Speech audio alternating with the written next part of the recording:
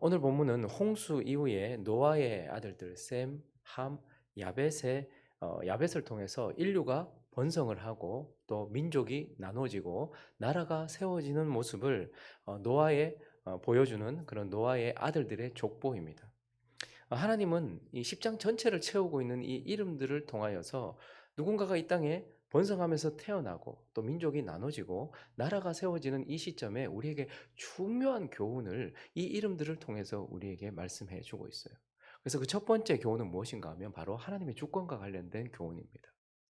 오늘 본문은 홍수, 그 홍수로 폐허가 되었던 땅, 그리고 단지 8명만 남았던 그 상황 속에서 인류가 번성했다 이렇게 얘기합니다. 여러분 홍수가 지나간 곳을 혹시 보신 적이 있으십니까? 태풍이 지나간 곳을 보신 적이 있으십니까? 땅이 완전히 폐허가 되어 버렸어요. 거기다가 단지 8명만 남았었습니다. 그런데도 불구하고 인류가 번성했다. 민족들이 나오고 그리고 나라들이 세워졌다.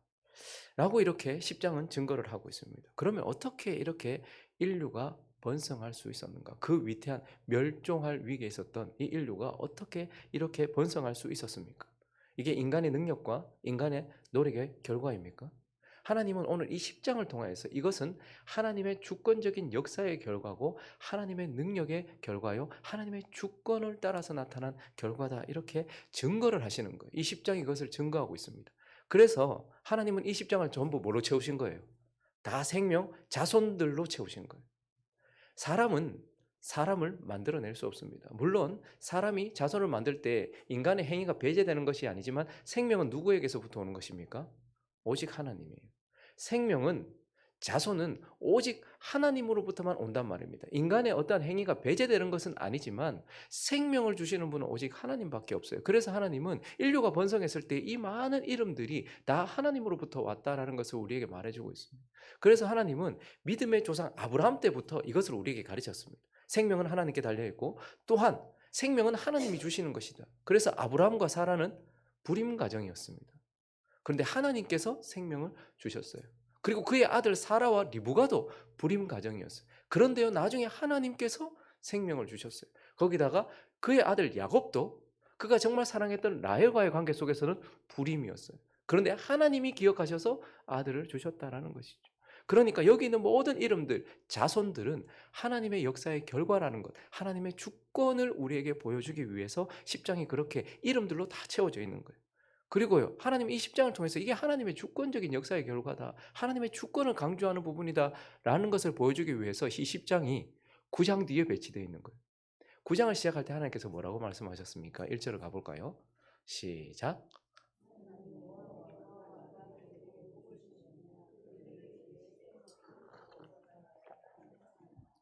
생육하고 번성하여 땅에 충만. 단지 8명, 완전히 폐허가 된 그 땅에 8명 남겨놓고 하나님께서 번성해라, 충만해라 이렇게 말씀하셨어요. 7절도요. 너희는 생육하고 번성하며 땅에 가득하여 그 중에 번성하라. 단지 8명 남겨놓고 그렇게 번성하라, 충만하라, 가득하라 라고 말씀하셨어요. 이것은 인간을 향한 명령이라기보다는 하나님의 계획, 하나님의 뜻을 보여주신 거예요. 저렇게 말씀하신 번성해라, 충만해라, 땅에 충만해라 라고 말씀하신 하나님의 말씀의 선포 이후에 뭐가 나오는 거예요? 10장이 나오는 거예요. 그러니까 뭘 말씀하시는 것입니까? 10장은 하나님이 말씀하신 것을 하나님이 이루셨다라는 증거요. 하나님의 역사의 결과요. 하나님의 말씀의 열매다. 하나님의 역사의 열매다. 주권적인 그분의 역사의 열매다라는 것이. 그리고 하나님은 이것이 하나님의 인류가 번성할 수 있었던 것은 하나님의 역사요. 하나님의 주권에 달려 있었다라는 것을 우리에게 10장을 통해서 증거하기 위해서 10장에 하나님은 70명의 이름을 두셨어요. 오늘 본문을 보시면요. 먼저는 야벳의 자손이 14명, 그리고 함의 자손이 30명, 그리고요 셈의 후손이 26명. 다 더하면 몇 명입니까? 14, 30, 26, 70이죠. 70. 하나님께서는 70의 이름을 여기다 두셨어요. 이 70이 뭐죠? 70이라는 수는 하나님께서 자기의 뜻을 이루시는 충족수, 특별히 확장과 관련된 충족수예요. 그래서 구약에 보면 하나님의 나라를 예표하던 이스라엘이 본격적으로 나라를 이루며 확장되기 시작했을 때에 창세기 46장으로 가볼까요? 그때 하나님이 숫자를 쓰시는데 애굽에서 요셉이 낳은 아들은 2명이니 야곱의 집 사람으로 애굽에 이른 자가 모두 몇 명? 70이라는 숫자. 저기서부터 시작해서 하나님의 나라가 기하급수적으로 확산되는 것을 보게 돼요. 하나님의 뜻을 이루는 충족수가 70이고 특별히 확장과 관련된 수가 70이에요. 그리고요. 신약에 와서 신약에서 하나님 나라를 예표하는 제자 공동체. 그것이 기하급수적으로 확산되기 전 누가복음 10장을 가보시면 1절에 보니까요. 그 후에 주께서 따로 몇 명을 세우셨습니까? 70인을 세우셨다. 그리고 기하급수적으로 하나님의 나라가 확장되는 것을 우리는 보게 돼요. 그리고요. 오늘 인류가 번성하기 시작하는 확장되는 이 지점에 하나님 몇 명을 세우십니까?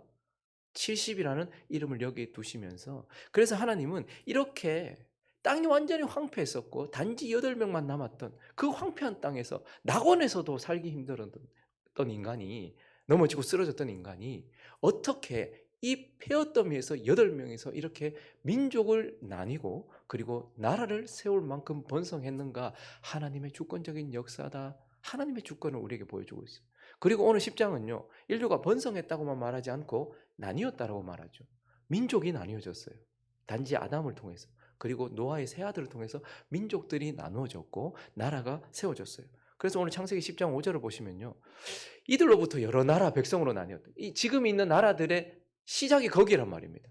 각기 언어, 종족, 나라대로 바닷가의 땅에 몸 그리고 경계도 정해졌다 이렇게 말씀하고 있어요. 그리고 19절과 20절도 보시면요. 가나안의 경계, 시돈에서부터 그랄, 가사, 소돔, 고모라, 아드마, 스보임까지 라사까지였더라라고 민족이 나누어지고 그리고 나라의 경계들이 지어지는 것을 보게 돼요. 30절과 31절도 보시면요. 이들이 거주하는 곳은 메사에서부터 스발로 가는 길의 동쪽 산이었더라. 31절 셈의 자손이니 종족, 언어, 지방, 나라대로 나뉘었더라. 민족이 나뉘고 나라가 세워졌더라. 이렇게 얘기하고 있어요. 자, 경계가 지어졌습니다. 민족들이 나뉘었어요. 우리는 대한민국 국민이 되었어요. 이렇게 나뉘고 경계가 지어지는 것은 무엇의 결과입니까? 사람들의 합의의 결과입니까? 나 요 땅까지 살래. 사람들이 얼마나 악한데요. 나는 이민족이 될래. 내가 아무리 그렇게 한다 할지라도 그렇게 나뉘어지지 않아요. 하나님께서 여기에 인간의 어떠함도 기록하지 않고 단순히 이름을 기록하시고 경계를 지으신 것은 이거 내가 했다라는 증거예요. 그래서 사도행전 17장으로 가보시면요. 26절에 이렇게 말씀하고 있습니다. 인류의 모든 족속을 한 혈통으로 만든 아담으로부터 시작해서 그리고 심판 이후에 노아와 그의 세 아들로부터 시작해서 만드사 온 땅에 살게 하시고 그들의 연대를 정하시며 거주의 경계를 한정하셨다. 이렇게 말하고 있어요. 그리고 욥기 12장 23절도 보시면요.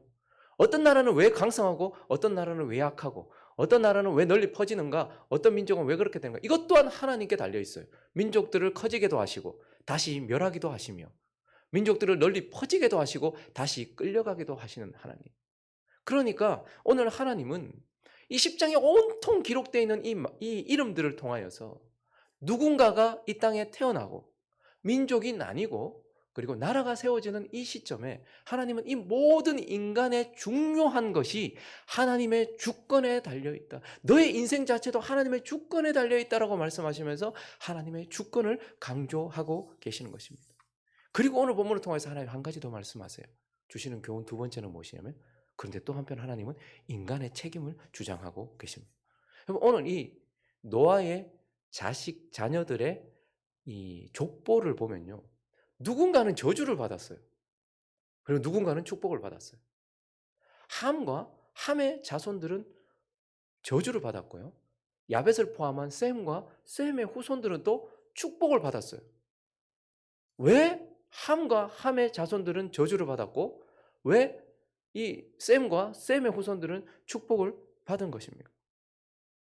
오늘 보니까 함은 저주를 받았고 함의 자손들도 저주를 받았다는 것을 보게 되는데요. 먼저 10장 8절을 보면요. 함의 자손 중에 한 사람, 예를 들어서 한 사람을 등장시키는데 구스가 또 누굴 낳았대요? 니무롯을 낳았다. 함은 저주를 받아 니무롯을 남긴 사람이에요. 니무롯 이름 자체가 거역하는 자, 반역하는 자, 하나님을 대적하는 자 이런 뜻입니다. 그러니까 저주받은 하나님을 대적하는 니무롯을 남겼어요. 그런데 그를 뭐라고 부릅니까? 세상의 뭐다? 천용사다. 이 말은 그가 권력을 가진, 힘을 가진, 칼을 가진 지배자였다. 이렇게 말하고 있어요. 이 저주받은 이러한 사람을 남겼어요. 그리고요 9절로 가보시면요. 그가 여호와 앞에서 용감한 사냥꾼이 되었으므로 사람들은 나중에 그런 사람을 보면 니무롯같이 여호와 앞에 니무롯같이 용감한 사냥꾼이다 이렇게 얘기했다. 이런 속담이 생겼다라고 얘기해요. 저게 좋은 표현이 아니고요. 저 말은 니무롯이라는 사람이 여호와 앞에서라고 하는 것은 하나님을 인식하고 있었단 말이에요. 하나님을 전혀 몰랐거나 그런 것이 아니라 하나님을 인식한 상황에서 사람을 사냥하듯 지배했던 폭군이었다 이 말입니다. 니무롯은 그렇게 하나님을 인식하고 있으면서도 하나님의 형상으로 지음받은 사람들을 자기보다 약하고 그런 사람들을 자기가 힘을 가지고서 어떻게 사냥하듯 지배했던 폭군이었다 이렇게 말하고 있고요. 10절부터 12절까지 보시면 그의 나라가 나와요. 신할 땅. 그러니까 바벨론이라는 나라. 항상 성경에서 세상을 상징하고 하나님을 대적하는 가장 큰 나라로 일컬어지는 바벨론이 여기서 시작돼요. 신할 땅의 바벨과 에렉과 아켓과 갈레에서 시작되어서 아수르, 니느웨, 르호보딜, 그리고 갈라 및 니느웨와 갈라 사이에 레센을 건설하였으니 이는 큰 성. 그래서 니무롯은 무엇이었다는 거예요? 하나님을 대적하면서 힘을 가지고서 하나님을 인식하지만 사람을 사냥하듯 지배했던 폭군으로 인류 최초의 뭐다? 제국 건설자, 저주받은 자였다는, 하나님을 대적하고 하나님의 나라를 대적하던 자신의 나라를 세우고 세상 나라를 세웠던 제국 건설자를 남겼다. 함은 그렇게 저주받았고 그의 후손들도 저주받았다 이렇게 얘기합니다. 좀 더 내려가 보면 14절을 보시면요. 이번에는 가슬로 이름 다 너무 힘들죠. 이 지금 안 그래 눈도 잘 안 보이는데 이게 막 긴지 간지도 잘 안 보여요. 가슬루힘이죠. 액에서 누가 나왔대요, 일단. 누가 나왔다고요? 아니요. 밑에 갑돌림이 나온 게 아니고 가슬루힘에게서 누가 나왔대요? 블레셋이 나왔대요. 우리 잘 아는 블레셋. 블레셋은 뭡니까? 성경에서 육신을 상징하고 하나님의 나라를 대적하고 다윗이 결국 정복했지만 다윗을 끝까지 반역했던 그런 육신을 상징하는 블레셋을 남겼다. 저주받은 블레셋을 남겼다 이렇게 얘기해요. 그리고요. 또 15절부터 계속 보시면 이제 하나님께 저주를 받은 가장 성경에서 가장 강력한 뭘 남겼다? 가나안을 남겼대요. 가나안에 7 족속이 있습니다. 뭐 시돈, 헷, 그리고 그다음 절에 보니까 여부스, 아모리, 기르가스, 뭐 히위, 알가, 뭐 신 이런 족속들을 남겼는데요.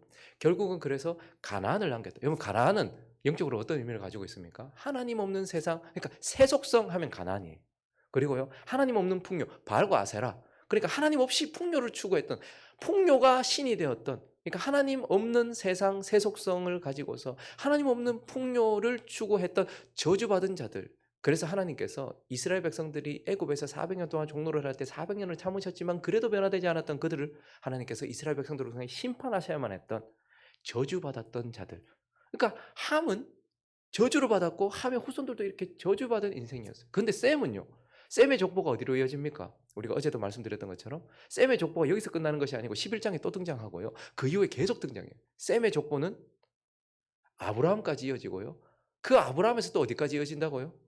다윗까지 이어졌다가 다윗에서부터 어디까지 또 이어집니까?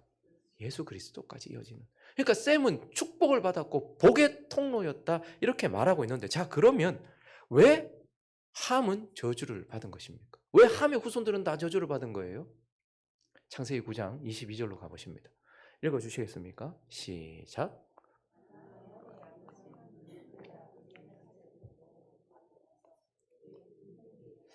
사실 원어를 보면요, 가나안의 아버지 함이, 그러니까 보면 아직 가나안이 태어나지도 않았는데 함을 가나안의 아버지라고 이렇게 표현하고 있죠.